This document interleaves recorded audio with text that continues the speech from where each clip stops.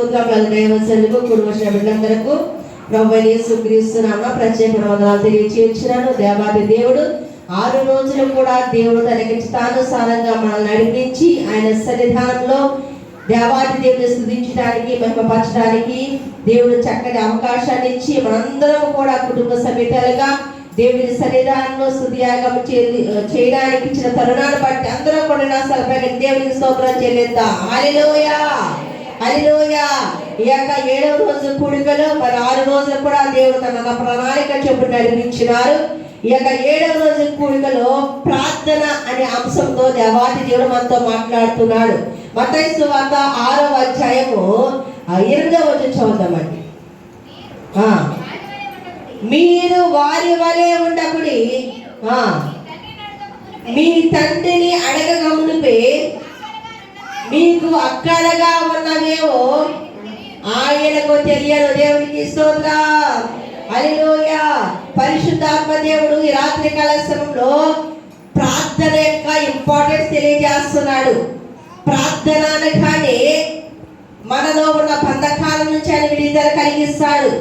ఎప్పుడైతే మనకున్న కష్టాన్ని బట్టి, మనకున్న వ్యాధిని బట్టి, మనకున్న బలహీనతను బట్టి, మనకున్న క్లిష్ట పరిస్థితులను బట్టి ప్రతి విషయంలోనూ దేవుని ముందు పెట్టుకొని మోకరుని దేవుని సన్నిధానంలో విజ్ఞాపన చేసినప్పుడు, అలాగే ఇంటి దగ్గర ప్రార్థన చేసినప్పుడు ప్రార్థన మన పరిస్థితులను మార్చివేస్తుంది. ప్రార్థన మన స్థితిగతులను మార్చివేస్తుంది. ప్రార్థన ద్వారా మన కుటుంబంలో సమాధానం కలుగుతుంది. ప్రార్థన వల్ల మన సరిహద్దులో నెమ్మది కలుగుతుంది. దేవాది దేవుడు సెలవిస్తున్న వారు ఆత్మతోను సత్యముతోను వేసి మనము ప్రార్థించినప్పుడు మనకు ఏది అక్కడగా ఉన్నదో, ఏది అవసరత ఉన్నదో మనకంటే ముందుగా దేవాది దేవునికి తెలుసు. దేవునికి స్తోత్రం. హల్లెలూయా. ఆయన అంటున్నాడు కదా, లెమ్ము లెమ్ము సోదరా, లెమ్ము తేజరిల్లరా, లెమ్ము లెమ్ము సోదరా, లెమ్ము తేజరిల్లరా, లేఖనములు మాట నడవరు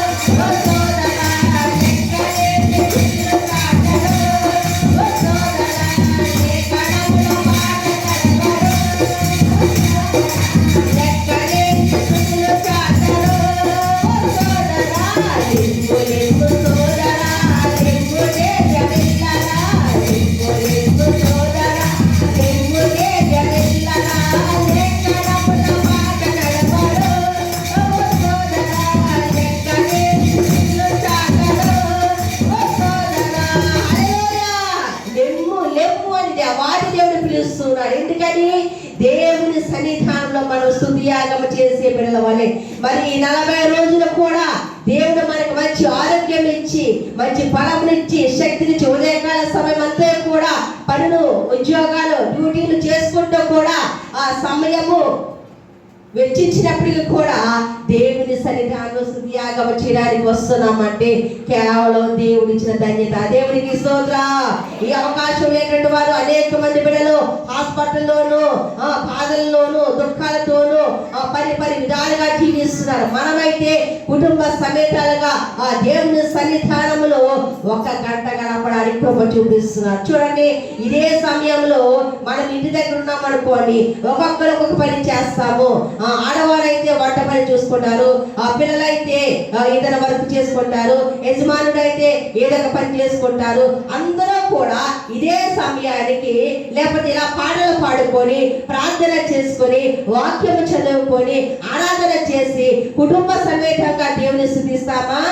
కుటుంబ ప్రార్థన చేసుకుంటాం, కరెక్టే. ఒక్కొక్కసారి అనుకూల పరిస్థితుల్లో ఏంటంటే భర్త వస్తే భార్య ఉండరు, భార్య ఉంటే పిల్లలు ఉండరు, ఏదో ఒక పని వలన సమయానికి అందరం కూడుకోలేము. కానీ దేవాది దేవుడు ఈ సంవత్సరంలో మనందరికీ ఇది ధన్యత ఇచ్చాడంటే కేవలం దేవుని కృప మాత్రమే. దేవునికి స్తోత్రం. హల్లెలూయా. అక్కడ చూసినట్లయితే ఎస్తేరు కూడా తన గ్రామము కొరకు, తన కుటుంబము కొరకు, ఎందుకంటే ఆ యొక్క యూదులు అనగానే తక్కువ చూపు చూసేటువంటి ప్రజలు, ఆ యోధ ప్రజలందరి కోసము, ఆ యూదులందరి కోసము మొద్దుకయ్య తన పిన తండ్రి మొద్దుకయ్యి ఎస్తేరు కూడా ప్రార్థించింది. విశ్వాసంతో, నిరీక్షణతో, పట్టుదలతో ప్రార్థన చేసింది. ఎందుకంటే తన తల్లిదండ్రులు కోల్పోయింది. పిన తండ్రి దగ్గర బ్రతుకు స్వామి దేవుని యందు భయము భక్తి కలిగి ఉన్నది కనుక ఆమె దానియేలు ఎలా చేశారంటే పెట్ట కుప్పల్లో నుండి బీదలుగా లేవనెత్తి శోషణ కోటకి రాణిగా చేశారు. దేవునికి స్తోత్రం. మరి మన ప్రార్థన జీవితం ఎలా ఉన్నది? మనం చేసే ప్రార్థనకు దేవాది దేవుడు జవాబిస్తున్నాడా? మన ప్రార్థన దేవుని ఎదుగు చేరుతుందా? చూడండి, కీర్తన గ్రంథము 142వ అధ్యాయము 141వ అధ్యాయం 2వ వచనం చూసినట్లయితే, నా ప్రార్థన ధూపము వలెను, నేను చేతులెత్తుట సాయంకాల నైవేద్యము వలె నీ దృష్టికి అంగీకారములు గాక. దేవునికి స్తోత్రం. దేవాది దేవుడు సెలవిస్తున్నాడు, నువ్వు దేవుడి మందిరానికి వస్తున్నప్పుడు నైవేద్యం తీసుకురా.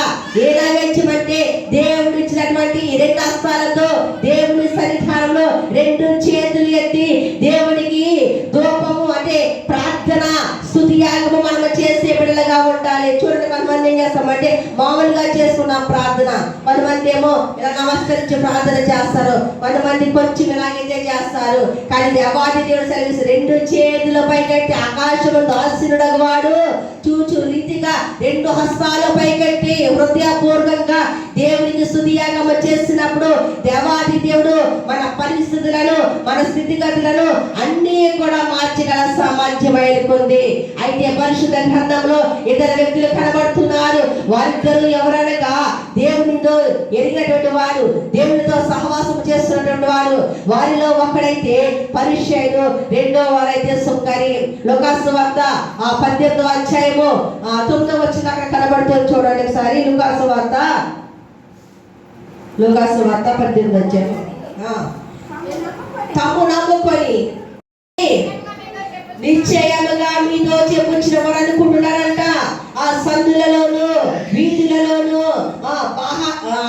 బాహాటంగా లేకపోతే సమాజ మందిరంలో అందరికీ కనపడేటువంటి ఉద్దేశంతో, అంటే నేను ప్రార్థన చేస్తున్నాను, నా ప్రార్థన దేవుడు చూస్తూ ఉన్నాడు, నా ప్రార్థన ఇక్కడ ఉన్న వారందరూ చూస్తున్నారని వారిలో వారు సంతోషపడిపోతున్నారు.